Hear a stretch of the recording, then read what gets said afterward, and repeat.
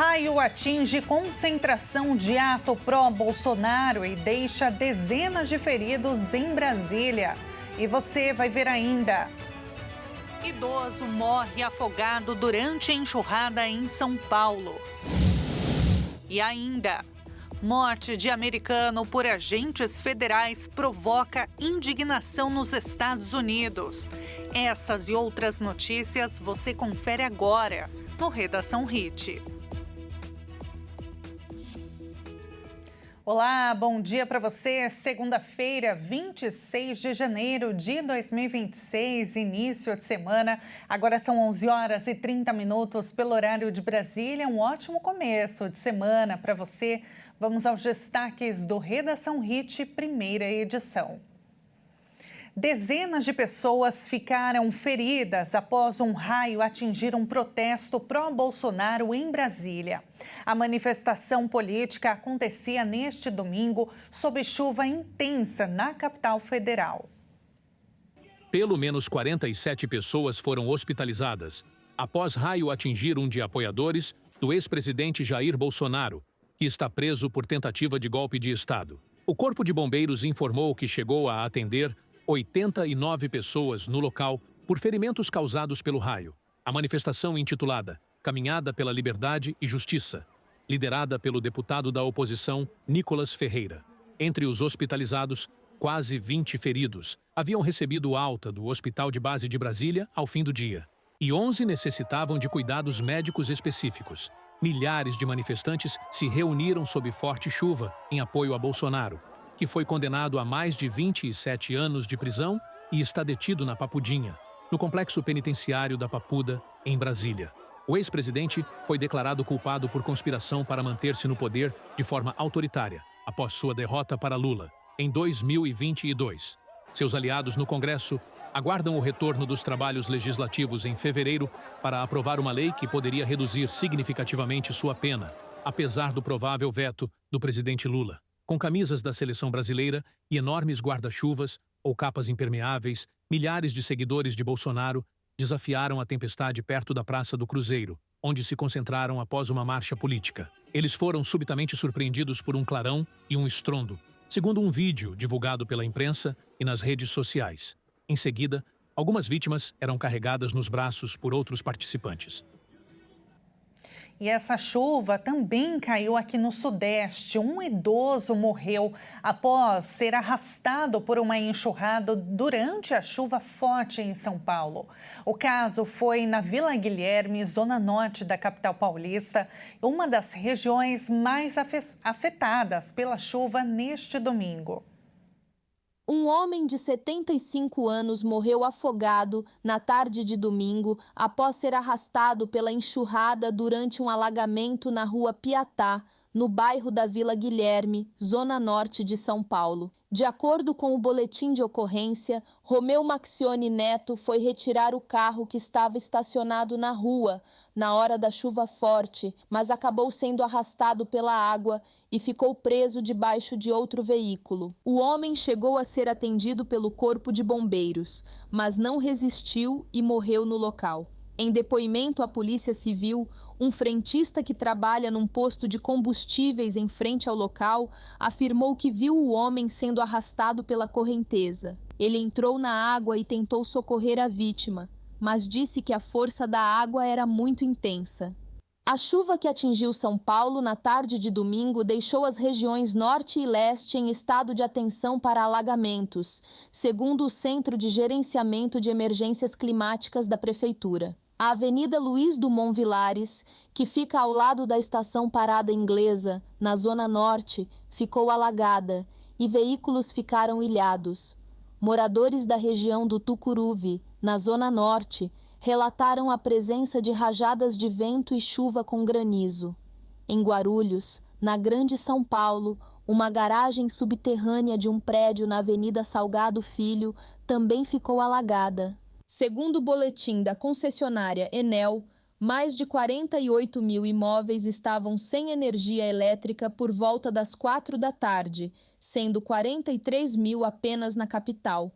De acordo com o CGE, nesse início de semana, O sol volta a predominar e favorece a elevação das temperaturas, mas há condições para pancadas de chuva no final das tardes, com moderada a forte intensidade, associadas com raios e rajadas localizadas de vento, o que aumenta o potencial para a formação de alagamentos e queda de árvores. Falando agora de política, o presidente Lula afirmou que o presidente dos Estados Unidos, Donald Trump, quer ser o dono de uma nova ONU. Durante um evento do Movimento dos Trabalhadores Rurais Sem Terra, em Salvador, o presidente criticou a criação de um Conselho da Paz. Foi a crítica mais forte de Lula ao presidente americano após superar as tensões tarifárias. O que está acontecendo? O presidente Trump está fazendo uma proposta de criar uma nova ONU e que ele, sozinho, é o dono da ONU. Trump lançou em Davos, na Suíça, sua iniciativa de um Conselho de Paz, uma entidade com a pretensão de resolver os conflitos globais. O presidente americano convidou líderes de diversos países a fazerem parte do Conselho, entre eles Lula, que ainda não respondeu. O presidente brasileiro defendeu o multilateralismo, diante do que descreveu como o avanço do unilateralismo e da lei do mais forte no mundo. E não permitir que o multilateralismo seja jogado para o chão para que predomine a força da arma, da intolerância de qualquer país do mundo. Lula também criticou a proposta de reconstrução de Gaza lançada por Trump após a ofensiva israelense, afirmando que mataram mais de 70 mil pessoas para dizer que nós vamos agora recuperar Gaza e fazer hotel de luxo. A morte de um americano, a segunda vítima fatal de agentes federais em Minneapolis, em janeiro, provocou indignação nacional. A violência reacendeu os protestos em uma cidade abalada já há semanas por manifestações contra a ofensiva anti-imigração ordenada pelo governo de Trump. Domingo de luto em Minneapolis, estado americano do Minnesota. Na véspera, Alex Perry, um enfermeiro de 37 anos, foi morto a tiros por agentes federais. Ele foi a segunda vítima na cidade, em pouco mais de 15 dias, da ofensiva contra a imigração ordenada pelo governo de Donald Trump. O Departamento de Segurança Interna afirmou que um agente da patrulha de fronteira disparou tiros de defesa porque o homem teria se aproximado dos policiais com uma pistola e depois resistido violentamente a uma tentativa de desarmá-lo. Mas imagens de vídeo levantam sérias dúvidas sobre a versão. A morte de Brady também gerou revolta, assim como a de Renee Good. Em 7 de janeiro, um policial do Serviço de Imigração e Alfândega, chamado ICE, matou a tiros a americana. Mais recentemente, a prisão de um menino de 5 anos por funcionários da mesma agência causou indignação. A sequência de fatos levou as pessoas às ruas da cidade. Isso é um absurdo. Quantas vezes mais isso precisa acontecer? Esse governo não tem respeito pela humanidade e pelos direitos civis. Por isso nos reunimos, por isso protestamos.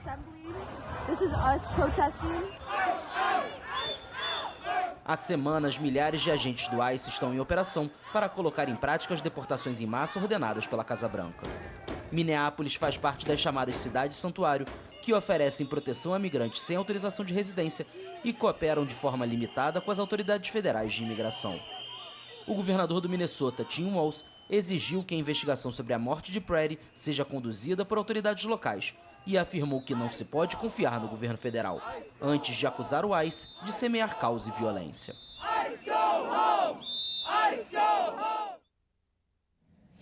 E aproximadamente 700 mil clientes ficaram sem energia elétrica ontem nos Estados Unidos.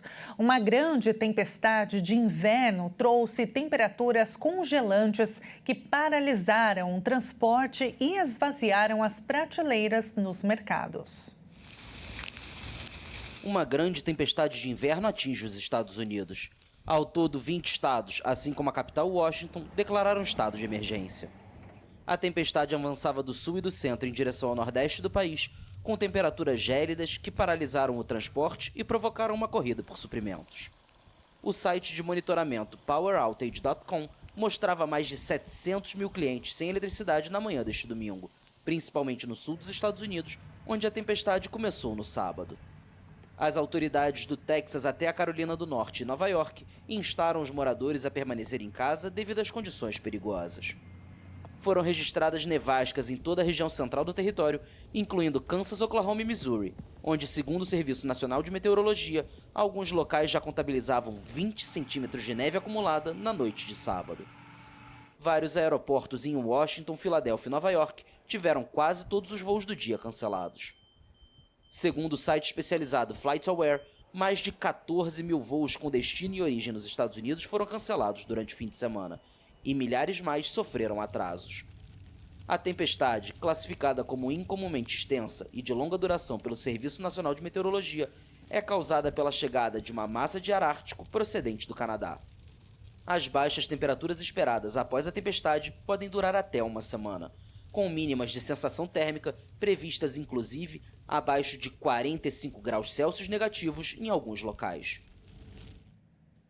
E numa nova escalada da tensão comercial, o presidente Donald Trump ameaçou impor tarifas de 100% ao Canadá, caso o país vizinho avance em um acordo comercial com a China.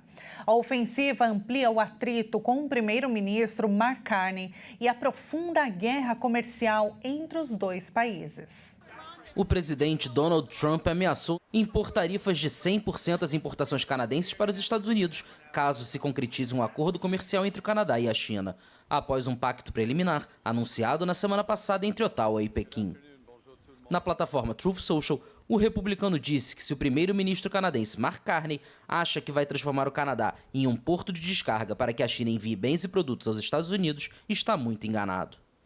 As relações entre Washington e o vizinho ao norte têm sido turbulentas desde que Trump voltou à Casa Branca há um ano, marcadas por disputas comerciais e pela intenção declarada do mandatário de anexar o Canadá como o 51º estado do país. Isso se soma à disputa retórica entre Carney e Trump nesta semana no Fórum Econômico Mundial em Davos. O discurso do primeiro-ministro canadense recebeu uma ovação de pé por sua avaliação de uma ruptura na ordem global liderada pelos Estados Unidos.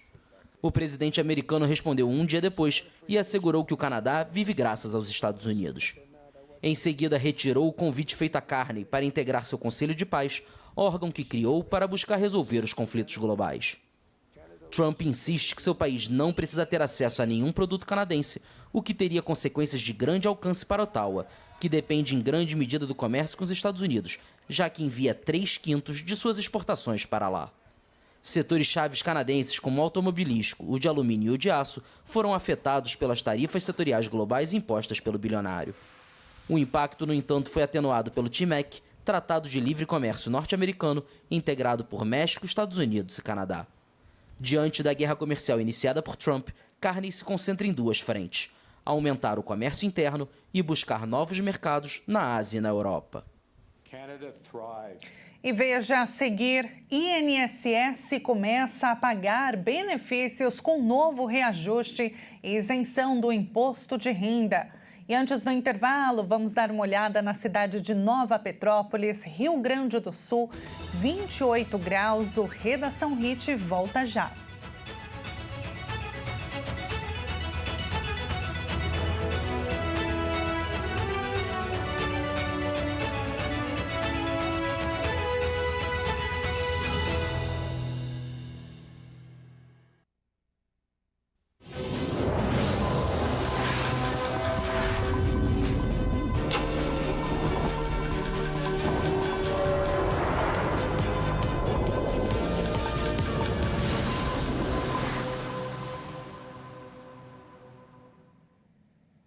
O Redação Hit está de volta agora no horário de Brasília, 11 horas e 46 minutos. Os aposentados e pensionistas já começaram a receber os benefícios referente a janeiro, com novo reajuste e isenção do imposto de renda. O pagamento vai até o dia 6 de fevereiro. Quem ganha um salário mínimo teve aumento de 6,79% pela política do piso nacional. Já para os aposentados, pensionistas e beneficiários de auxílios do Instituto Nacional do Seguro Social, que recebem acima disso, a correção foi de 3,90%, baseada no Índice Nacional de Preços ao Consumidor de 2025. Com isso, o piso dos benefícios da Previdência Social subiu de R$ 1.519 para R$ 1.621 e o teto passou de R$ 8.157 para R$ 8.475. Para os segurados que começaram a receber o benefício, a partir de 1º de janeiro de 2025, o reajuste é proporcional aos meses trabalhados. Outra medida que passa a vigorar, a partir do pagamento de janeiro, é a isenção do imposto de renda para quem ganha até R$ 5.000 por mês. Aqueles que recebem entre R$ 5.001 e R$ 7.350 terão isenção parcial com desconto progressivo. Para consultar os valores que serão pagos, basta acessar o Meu INSS pela internet ou aplicativo. É necessário fazer login e clicar em Extrato de Pagamento, na tela inicial, para ver todos os detalhes do benefício. O beneficiário que não tem acesso à internet pode ligar para o número 135. A partir de hoje, mais de 950 mil famílias passam a ter a recarga gratuita em botijão de gás de 13 quilos. Mais de 10 mil revendas credenciadas passam a atender o programa Gás do Povo nesta segunda etapa. O programa substitui o Auxílio Gás e deve concluir a migração até março, atendendo 15 milhões de pessoas em todo o país. Com a mudança, as famílias vão receber um vale para a recarga gratuita do botijão na revendedora autorizada. Para fazer parte do programa, a família deve ser beneficiária do Bolsa Família com pelo menos 2 pessoas, ter renda per capita de até meio salário mínimo e manter o seu cadastro único atualizado nos últimos 24 meses. A implosão do Torre Palace Hotel marcou neste domingo o fim de um dos prédios mais simbólicos de Brasília. Abandonado há mais de uma década, o antigo hotel de luxo deu lugar a aplausos, nostalgia e expectativa de um novo empreendimento no setor hoteleiro norte da capital federal.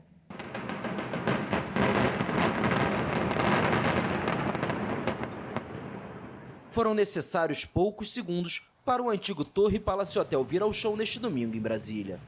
Ao final da implosão, os espectadores aplaudiram o trabalho coordenado pela Secretaria de Segurança Pública do Distrito Federal e pela Subsecretaria do Sistema de Defesa Civil.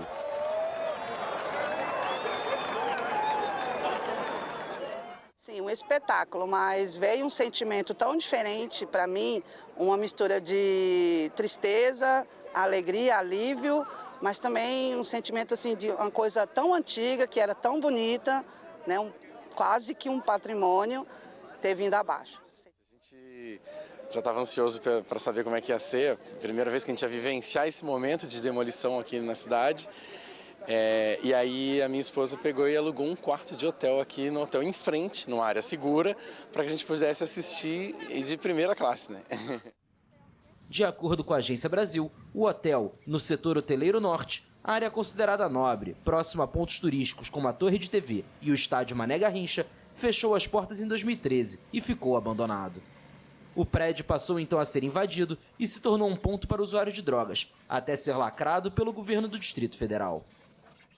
No meu caso, eu já cresci vendo ele como um hotel fantasma, né, que a gente chamava, que era um peso morto aqui na cidade. Então, para mim, que venha um hotel bonito, atual, né, atualizado, que ele possa aí trazer mais pessoas e tal para poder conhecer Brasília e também poder servir aí de hotel de trânsito aí para as autoridades do Brasil. Agora ficam apenas as fotos, vídeos e memórias do hotel de 14 andares e 140 apartamentos, considerado o primeiro de luxo de Brasília. No ano passado o prédio foi comprado e a expectativa é que um novo empreendimento, com cerca de 300 quartos, deve ser erguido no local em até 3 anos. Começaram hoje as inscrições para o ProUni. São mais de 594 mil bolsas de estudo. É a maior oferta da história. O programa Universidade para Todos seleciona estudantes para vagas em instituições particulares de ensino superior com bolsas de estudo pagas pelo governo federal.